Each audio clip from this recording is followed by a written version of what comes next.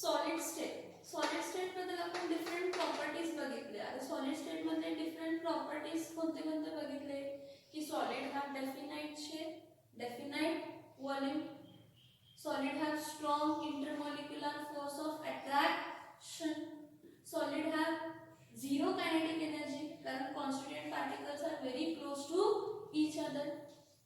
Their movement is highly restricted. त्यांची movement होऊ शकत नाही. The movement is highly restricted. What? Solids are indiffusible.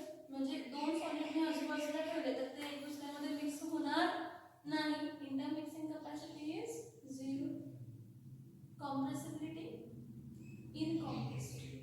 Compress होऊ शकत काय होऊ शकत नाही ते कॉम्प्रेस होऊ शकत नाही. तर नेक्स्ट बघा जेव्हा आपण सॉलिड स्टेट म्हटलं हे सगळ्या प्रॉपर्टीज बघितले तर solid state are classified depending upon the arrangement of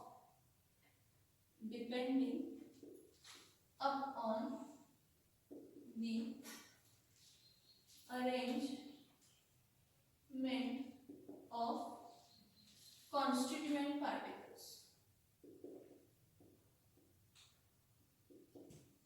Depending upon the arrangement of constituent particles, आपण सॉलिड स्टेटला काय करतो क्लासिफाय करतो. किती टाइप मध्ये क्लासिफाय करतो? दोन टाइप मध्ये क्लासिफाय करतो. पहिला आहे क्रिस्टलाइन सॉलिड आणि दुसरा आहे amorphous solid. अब बघा इथं म्हटलंय की depending upon the arrangement of constituent particles एखादा सॉलिड क्लासिफाय करताना किती टाइप मध्ये क्लासिफाय केला क्रिस्टलाइन सॉलिड आणि कशामध्ये क्लासिफाय केला amorphous सॉलिड. आता क्रिस्टलाइन सॉलिड आणि amorphous सॉलिड मध्ये डिफरन्स काय असतो आपण त्या अरेंजमेंट वर बघूया कॉन्स्टिट्यूएंट पार्टिकल्सच्या. क्रिस्टलाइन सॉलिड मध्ये काय असतं की कॉन्स्टिट्यूएंट पार्टिकल्स हे परफेक्टली अरेंज असतात, अलाइन्ड असतात. हॉरिझॉन्टली ही अलाइन्ड असणार आहे आणि वर्टिकली काय असणार आहे अलाइन्ड असणार.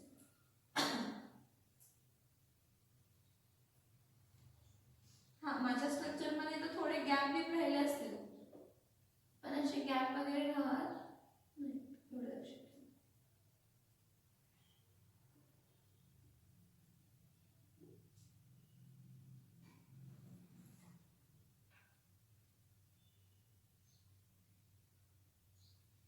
स्पियर्स म्हणजे वाकडे तिकडे असतील तरी सॉरी बस एवढे परफेक्ट मला ड्रॉ करता येत नाही.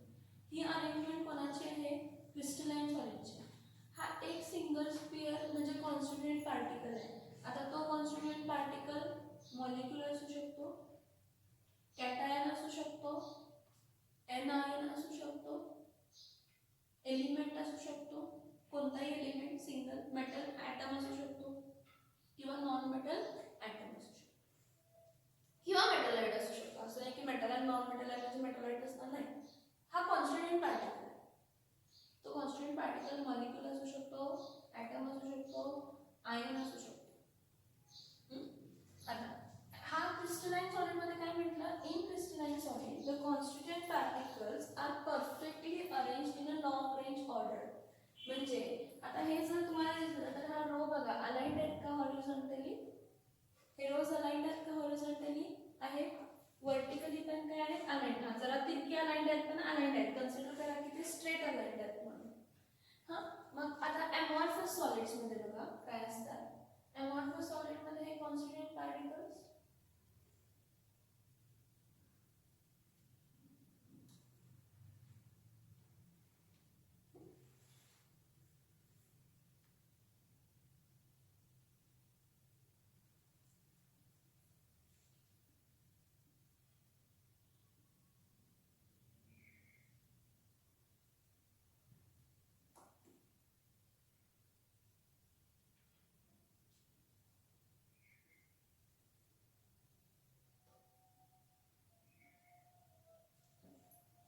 हा कोणता सॉलिड कन्सिडर करूया क्रिस्टलाइन सॉलिड.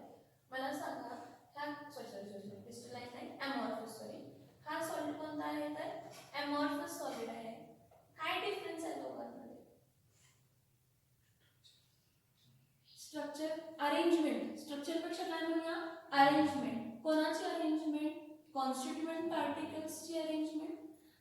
इथं जर बघितले तर हा पार्टिकल बघा एक ऑर्डरने अरेंज झालेले आहेत. हॉरिझॉन्टली पण अलाइन्ड आहेत आणि व्हर्टिकली पण काय आहेत ते अलाइन्ड आहेत. आता मी इथं काय करते ह्यांचे सेंटर जॉईन करते.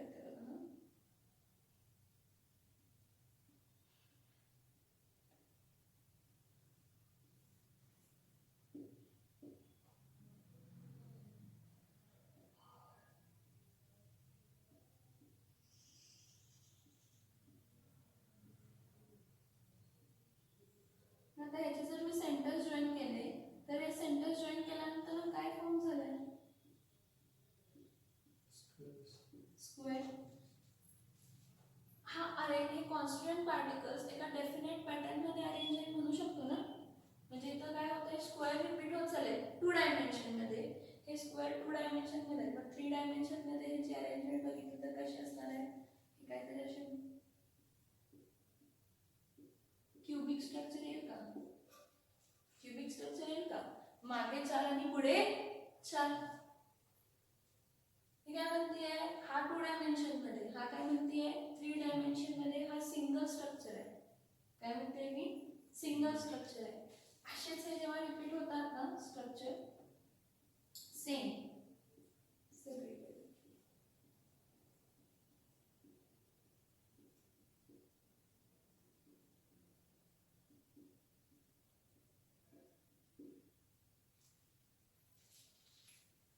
समजते का बघा. स्ट्रक्चर रिपीट झालेत का बघा. आता परत मी फक्त हॉरिझॉन्टली सांगितलंय, त्याचं व्हर्टिकली पण कन्सिडर करा, फॉरवर्ड पण कन्सिडर करा, बॅकवर्ड पण कन्सिडर करा. म्हणजे ह्यावेळेला आपल्याला काय समजतं की जे क्रिस्टलाइन सॉलिड्स आहेत, कोणते सॉलिड्स आहेत जे क्रिस्टलाइन सॉलिड्स आहेत, ते crystalline solids are what. Crystalline solids are those solids in which the constituent particles are arranged in a repeated manner. Constituent particles are arranged in which manner? In repeated manner. ह्यामध्ये सगळ्यात important point आहे repeated manner. Constant particles कसे आहेत repeated मॅनरने काय केले arrange केले. And the arrangement is long range order. And the arrangement is of long range order. आता ह्याचं मीनिंग काय बघा लॉन्ग रेंज ऑर्डरचं, की जिथपर्यंत माझी नजर जाईल तिथपर्यंत ही अरेंजमेंट काय असणार आहे सेम असणार. ते कॉन्स्टिट्यूएंट पार्टिकल त्या डेफिनाइट ओरिएंटेशनलाच काय असणार आहे तर अरेंज होणार आहे. काय होणार आहे अरेंज होणार आहे. मग अमॉर्फस सॉलिड्स म्हणजे कोणते सॉलिड्स आहेत. Amorphous solids are those solids in which constituent particles are not arranged in a definite manner.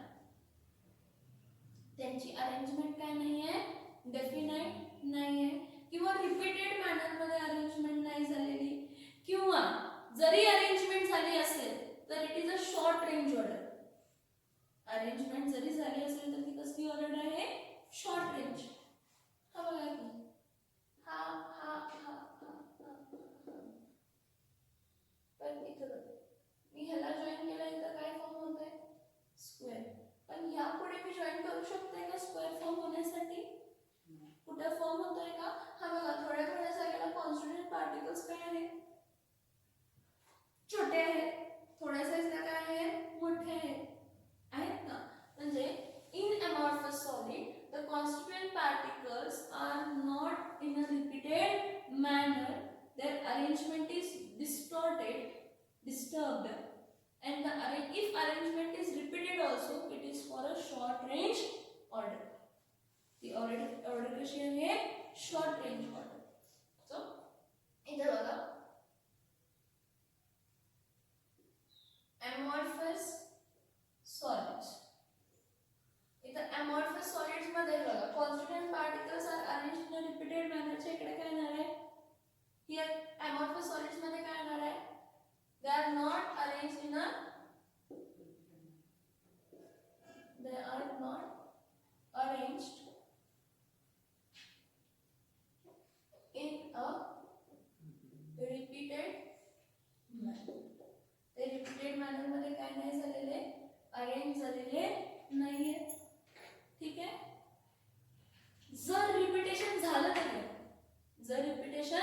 झालं तरी ती कशी असणार आहे?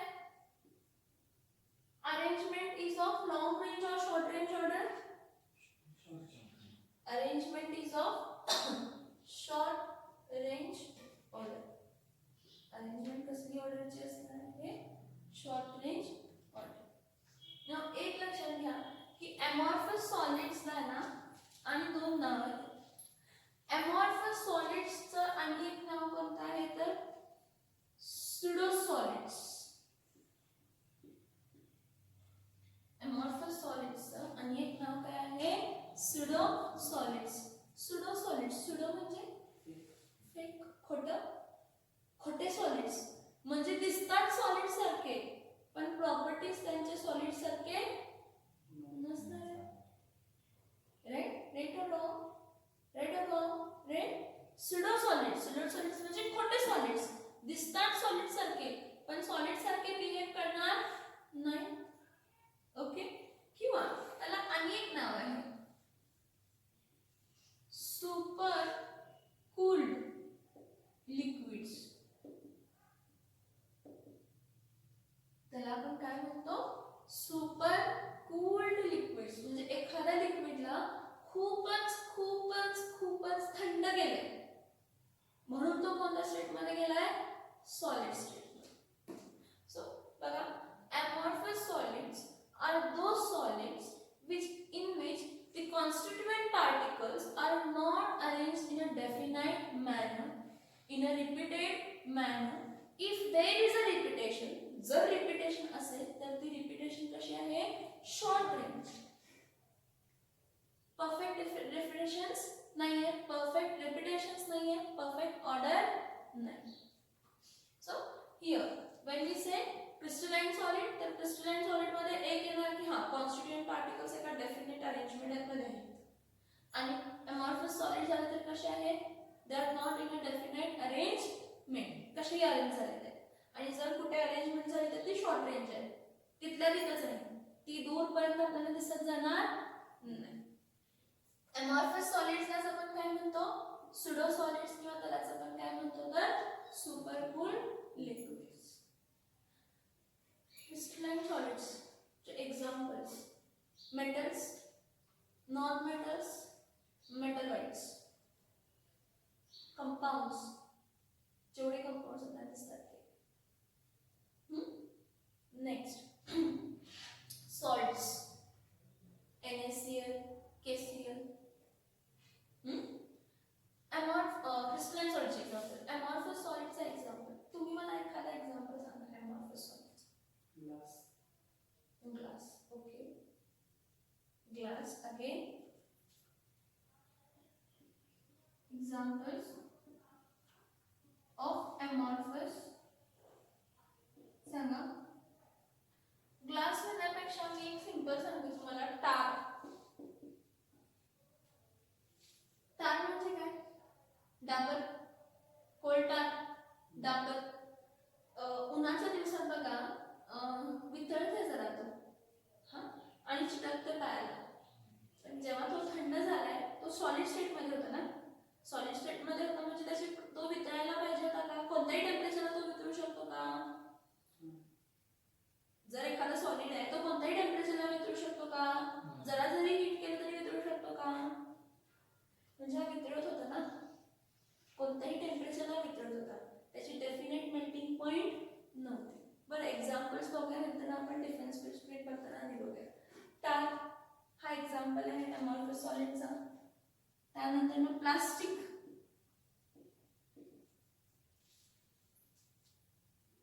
तुम्हाला प्लास्टिक मध्ये अरेंजमेंट असते डेफिनेट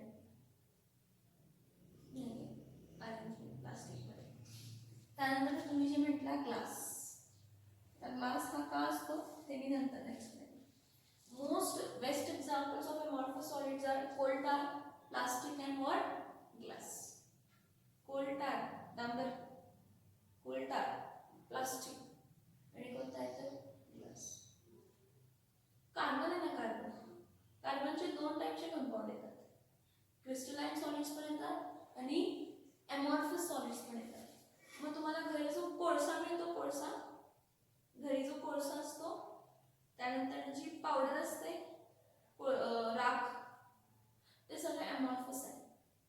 ते सगळे कोणते आहेत? अमॉर्फस. मग कार्बन पासून डायमंड फॉर्म होत आहे, कार्बन पासून ग्रेफाइट फॉर्म होत आहे, कार्बन पासून फुलरन फॉर्म होत आहे. हे तिन्ही बघितलेत ना आपण. एलिमेंट्स ऑफ ग्रुप 13, 14 आणि 15 मध्ये. हे कसले सॉलिड्स आहेत तर क्रिस्टलाइन सॉलिड्स. सो मी काय म्हटलं, क्रिस्टलाइन सॉलिडचे एक्झाम्पल्स मी काय म्हटलेले होते, सगळे जे काय एलिमेंट्स आपल्याला दिसतात ते सॉल्ट्स अँड कंपाऊंड्स. आता त्या कंपाऊंड्स मध्ये पण इनऑर्गॅनिक कंपाऊंड जेवढे आहेत ते सगळे क्रिस्टलाइन स्ट्रक्चर दाखवणार आहेत. ऑर्गॅनिक मध्ये पॉलिमरायझेशन झालं म्हणजे नंबर ऑफ मोनोमर्स जर काय होत गेले, लिंक होत गेले तर प्लास्टिक फॉर्म होतो, तर तो त्याच्यामध्ये येणार नाही. समजतंय का मी काय सांगते? Okay. Now next what I want to say is, जो क्रिस्टलाइन सॉलिड आहे ना, तो क्रिस्टलाइन सॉलिड परत दोन टाइप मध्ये क्लासिफाय केलाय. Crystalline solid is further classified into two types. कोणते दोन फॉर्म?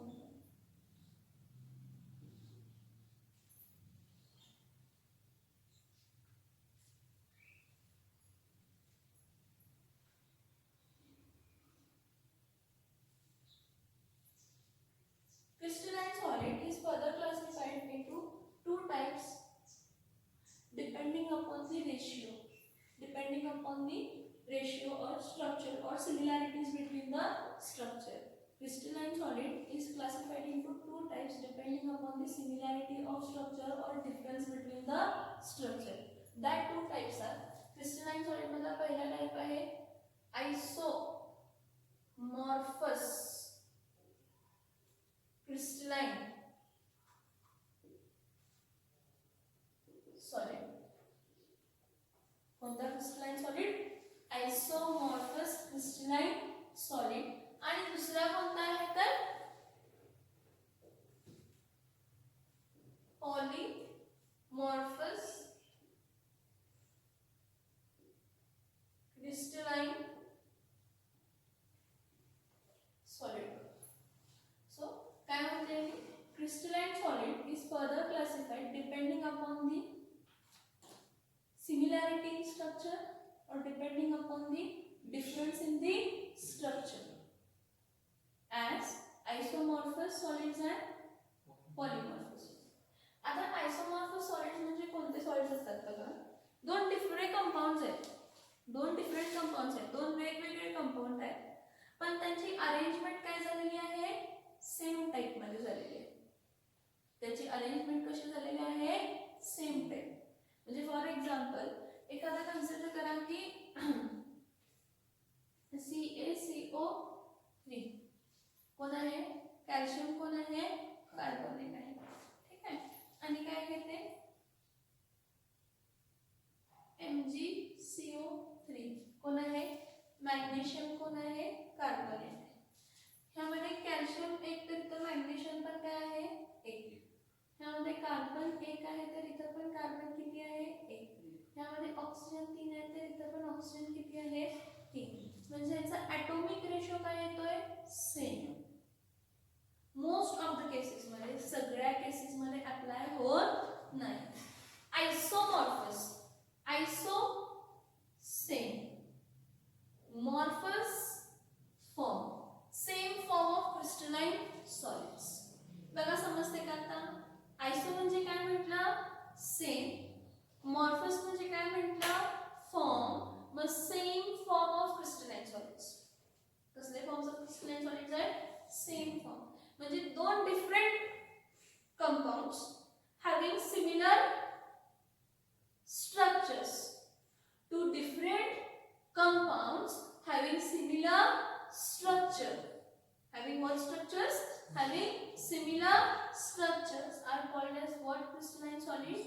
Isomorphous crystalline solids. येते का लक्षात की नाही बघा, येते का लक्षात की नाही बघा. काय म्हटलं, टू डिफरंट कंपाउंड्स,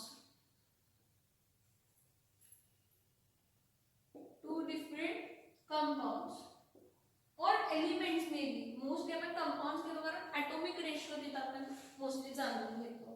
तो 2 different compounds having same form of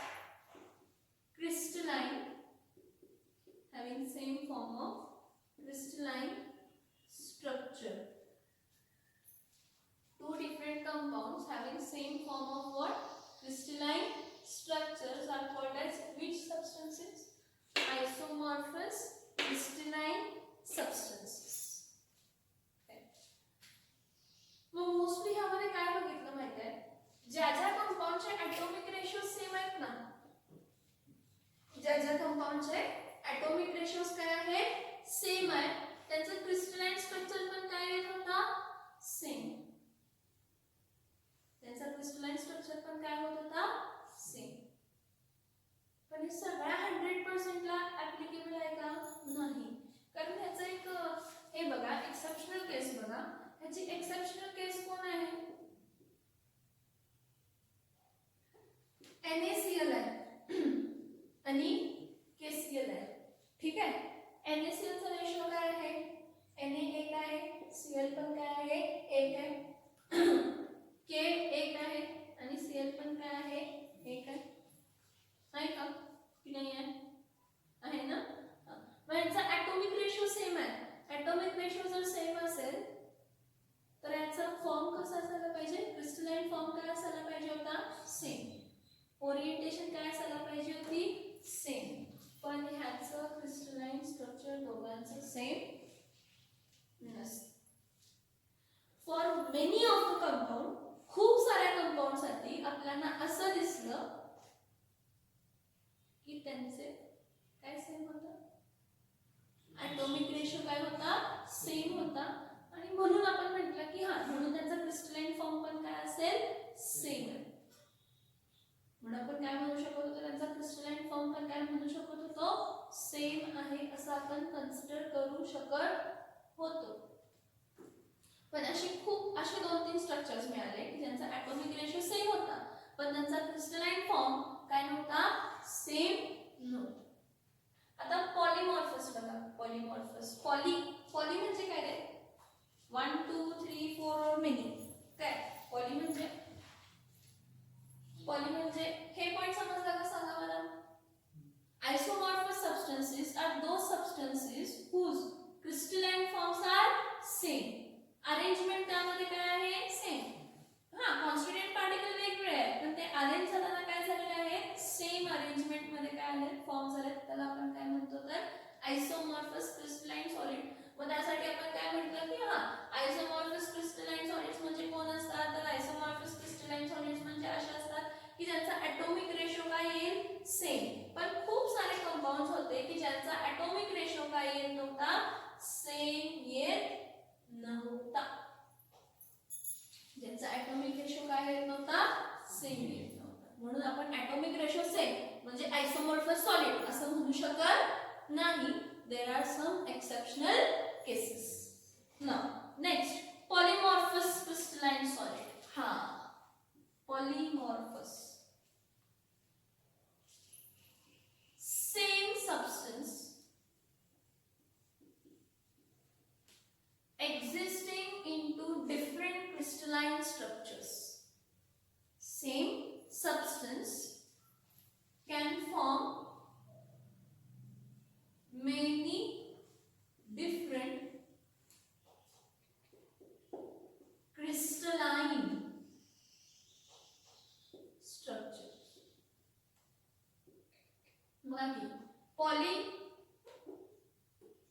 poly म्हणजे काय आहे मेनी. पॉली म्हणजे काय आहे मेनी.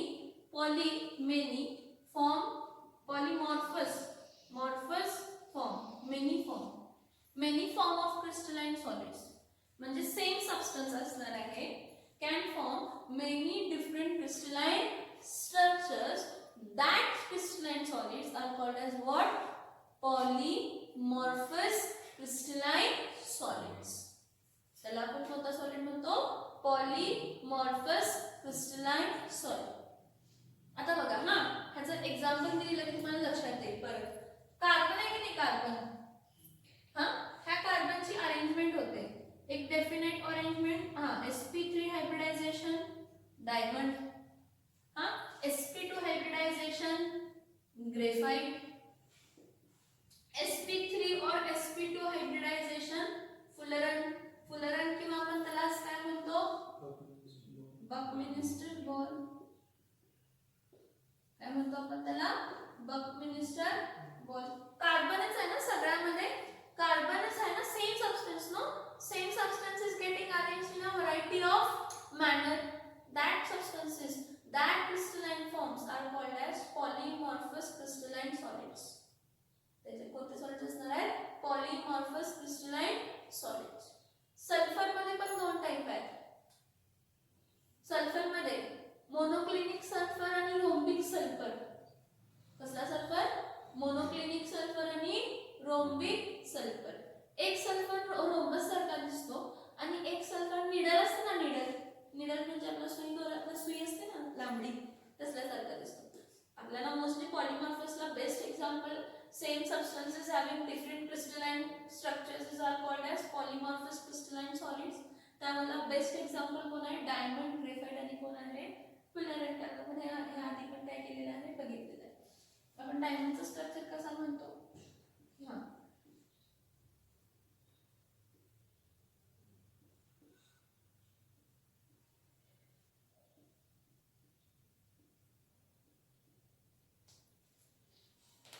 इथं लक्ष द्या.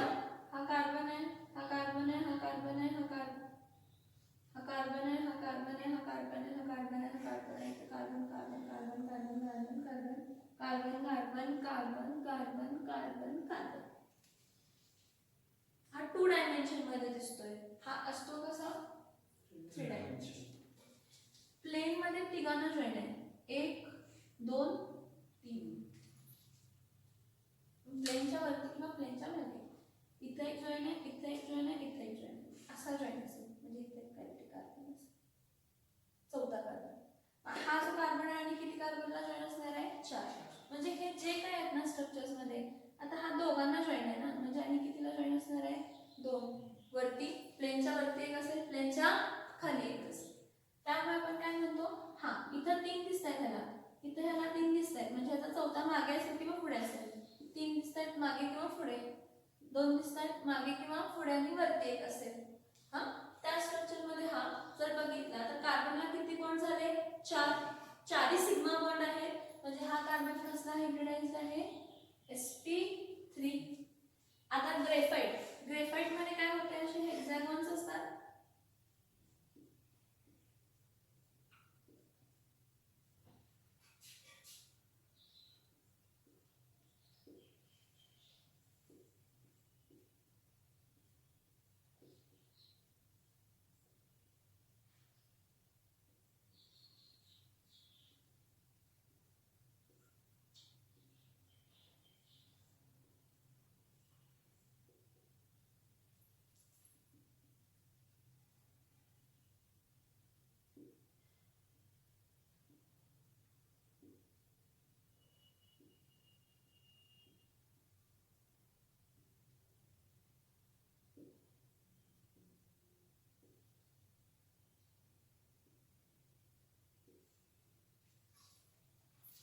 ही पहिली लेयर आहे, ही दुसरी लेयर आहे, ही तिसरी लेयर आहे.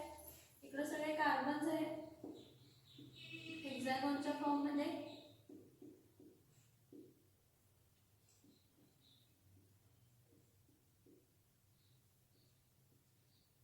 बघा सगळे कार्बनचे स्ट्रक्चर्स आहेत.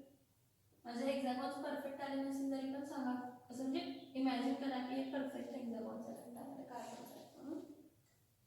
तर हा जो प्लेन मधला कार्बन आहे ना, तो किती कार्बनला जॉईन आहे, 3. चौथा जो इलेक्ट्रॉन आहे ना, तो हा इलेक्ट्रॉन फ्रीली असा मूव्ह होतो. हा फ्रीली काय होतोय, मूव्ह. जो चौथा इलेक्ट्रॉन आहे ना, तो फ्री आहे. फ्री असल्यामुळे त्याला स्टॅटिक प्रॉपर्टी वगैरे आपल्याला मिळते. नंतर बघूया. हाय स्ट्रक्चर झालं, हा बकमिन्स्टर बॉन्ड.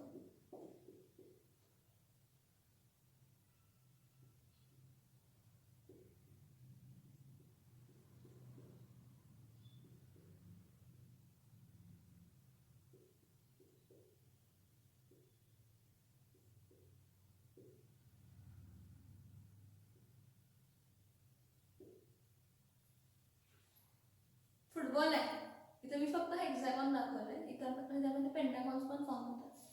हा कार्बन sp3 किंवा sp2 कोणताही हायब्रिडाइज असो, डिपेंड राहतो आणि किती कार्बन जॉईन आहे आणि कसं जॉईन आहे. मला सांगा क्रिस्टलाइन स्ट्रक्चर तिघांचे सेम आहेत का? क्रिस्टलाइन स्ट्रक्चर तिघांचे सेम आहेत का? आहेत का क्रिस्टलाइन स्ट्रक्चर तिघांचे सेम? नाही आहेत ना, वेगवेगळे आहेत ना. हां, म्हणून आपण काय म्हणतो polymorphous crystalline solids means same substance getting arranged into different crystal structures. एक एक्झाम्पल सांगितलंय कार्बनचा, जसा सल्फरचा असतो मोनोक्लिनिक सल्फर आणि रोम्बिक सल्फर. किंवा मोनोक्लिनिक सल्फरला आपण निडल शेप्ड सल्फर पण म्हणतो. कोणता सल्फर म्हणतो? Needle shaped sulphur. म्हणजे त्यामध्ये पण सल्फरच असणार आहे, पण त्या सल्फर पासून एक पेक्षा जास्त क्रिस्टलाइन स्ट्रक्चर्स मध्ये अरेंजमेंट होणार आहे. इथपर्यंत समजलं हे पॉइंट? हां, crystalline solids are classified into isomorphous and polymorphous crystalline solids. आता मेन पॉइंट बघूया ह्याचा, difference between crystalline solid and amorphous solid. हे सगळ्यात जास्त विचारलं जातं एक्झाम मध्ये, म्हणजे मागच्या पण एक्झाम मध्ये विचारले. हा आपल्याला 2 मार्काला डिफरन्स बिटवीन म्हणून येतो, म्हणजे 2 मार्काला तर आपण किती पॉइंट्स द्यायचे याचे? 4.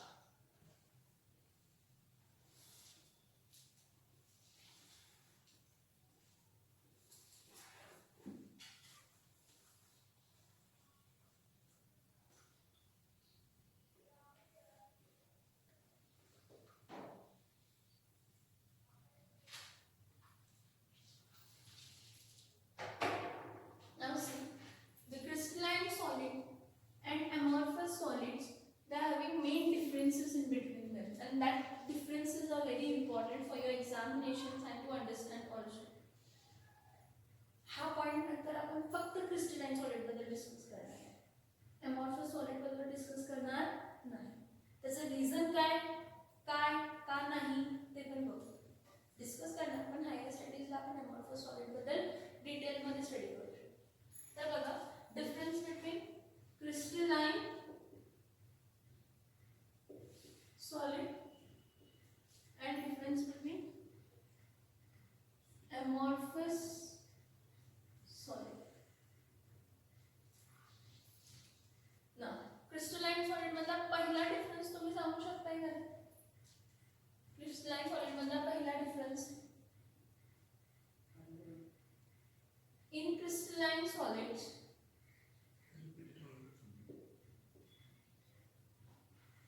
the constituent particles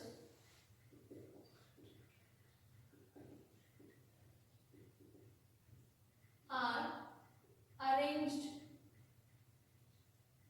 in a definite geometry in which manner? In repeated manner. Bada. In crystalline solid, the constituent particles are arranged in a definite geometry in a which manner? Repeated manner. Amorphous solid ला काय म्हणणार? Amorphous solids ला काय म्हणणार सांगा? In amorphous solid, the constituent particles, definite geometry, the constituent particles are not in definite geometry. Repetition तर सोडून द्या, डेफिनेट ज्योमेट्री मध्येच नाही. So in crystalline solid the constituent particles are arranged in a definite geometry in a repeated manner. In amorphous solid the constituent particles are not in a definite geometry. Next, here the arrangement is of long range order. Arrangement is of long range order, म्हणजे तुम्ही जिथं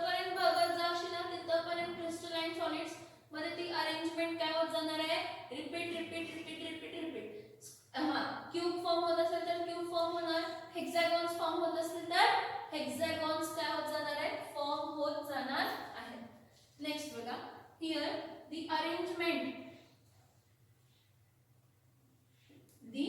arrangement is of short range order.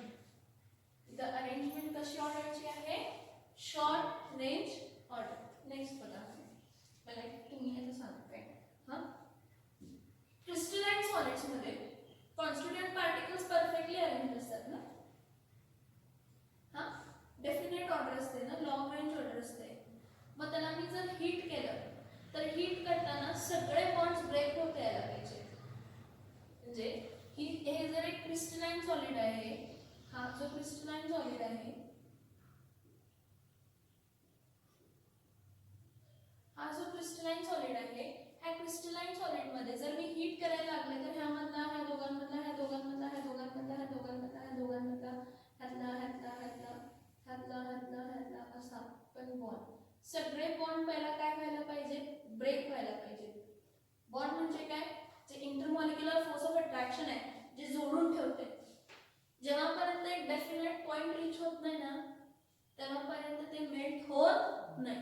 म्हणजे हे सगळं पूर्ण constituent particles heat होतात, start going away from each other, and then a point is achieved where the solid gets converted into which state, liquid state. म्हणजे आता आपण काय म्हणू शकतो की the crystalline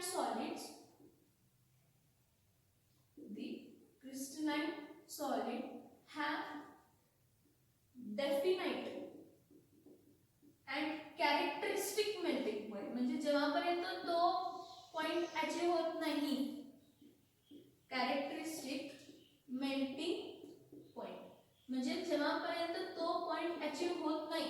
म्हणजे फॉर एक्झाम्पल आयर्न आहे, आयर्नचं टेम्परेचर आहे 2000 डिग्री सेल्सिअस, तर जेव्हापर्यंत तेवढा टेम्परेचर अचीव होत नाही तेव्हापर्यंत तो आयर्न मेल्ट होणार नाही. समजते का? Since in crystalline solid the constituent particles are tightly ordered, tightly arranged in a ordered manner, so till you get a definite, till that particular structure gets a definite heat.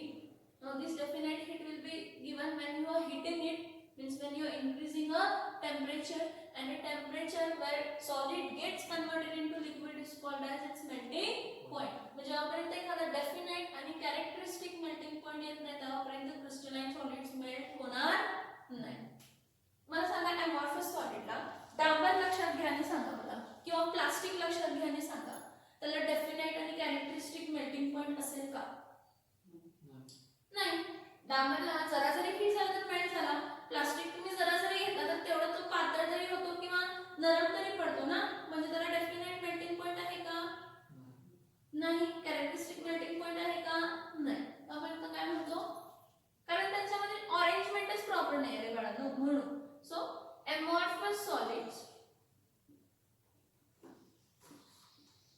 amorphous solids have no definite melting, they do not have definite melting point. They melt over a range of temperature. काय म्हटलं मी? They melt over a range of temperature. म्हणजे जरा तुम्ही heat करायला लागलं की लगेच ते काय होणार आहे, मेल्ट. मग तुम्ही मला हा ठीक आहे मॅम, हे समजलं, डांबर समजलं, ठीक आहे, प्लास्टिक समजलं, ग्लास, काचा जे असतात आपले, खूप वर्षानं बघितलं की तुम्ही खाली तिथं थिकन झालेलं असतं खालच्या बाजूला, म्हणजे ग्लास वितळले आहे ना, मग तुम्ही काय हीट करतो त्याला कंटिन्युअसली, काय तेवढा पॉइंट अचीव झालेला होता नाही. ग्लासचा ट्रान्झिशन टेम्परेचर जास्त आहे, 1000 डिग्री सेल्सिअसच्या वरती आहे, म्हणजे जेव्हा तो ट्रान्सफर होतो कशापासून, सॉलिड टू लिक्विड, पण तो अबाउट 1000 केल्विन आहे, पण फिक्स नाही आहे किती केल्विनला तो मेल्ट होणार. समजते? आणि त्याची अरेंजमेंट पण तेवढी परफेक्ट नाही आहे. तुम्हाला जे थिकनिंग दिसते at bottom, that shows it is an amorphous solid. So see, crystalline solids are definite and amorphous solids have no definite melting point. Characteristic तर सोडून द्या. Heat of fusion म्हणजे काय? Heat of fusion म्हणजे काय? Heat required to convert solid into The amount of a heat required to convert a substance from a solid to liquid. जर characteristic melting point आहे तर heat of fusion पण काय असणार आहे? Definite. म्हणजे तेवढी हीट मिळाल्याशिवाय तो काय होणार नाहीये, चेंज होणार नाही. हे तर बघा, they do have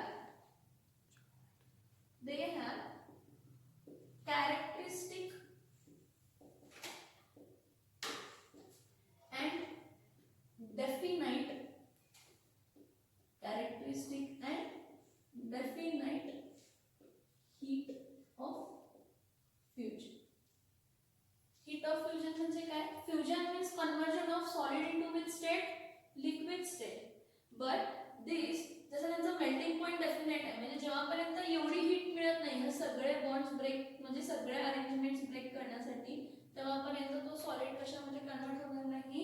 लिक्विड मध्ये कन्वर्ट होणार नाही. So they have characteristic and definite heat of fusion. त्याचं उलट इथं असणार आहे ना, काय असणार आहे? They do not have what? Definite heat of fusion. Definite heat of fusion नहीं. So double S आला पाहिजे. They do not have what? Definite heat of fusion. आता एक क्लीवेज प्रॉपर्टी म्हणून आहे.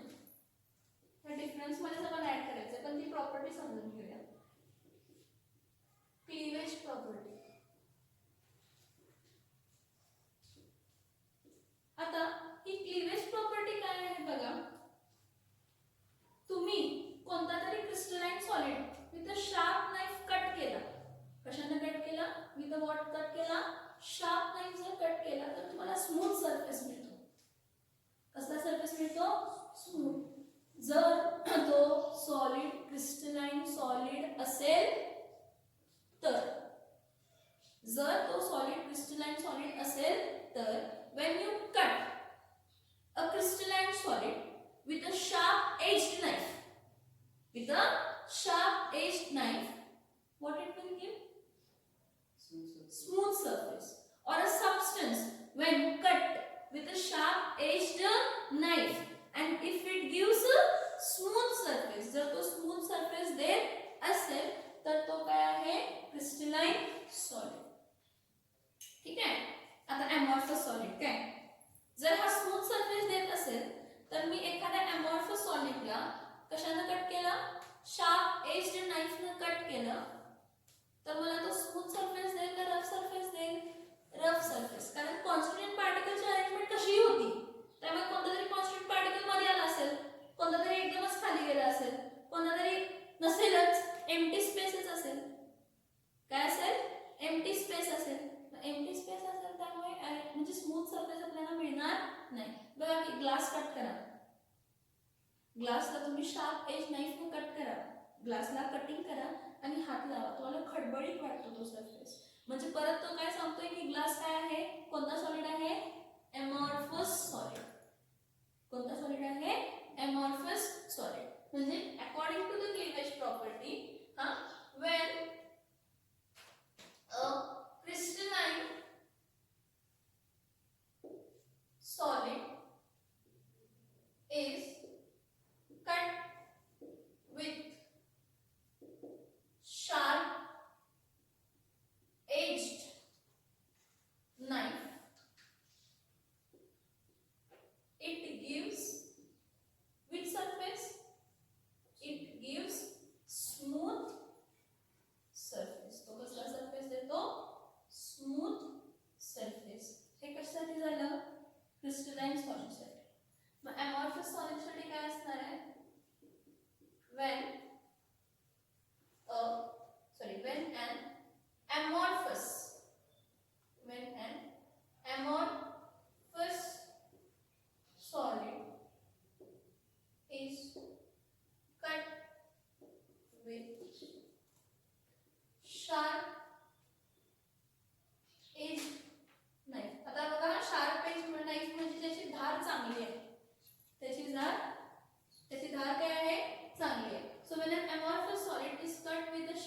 बेस्ड नाही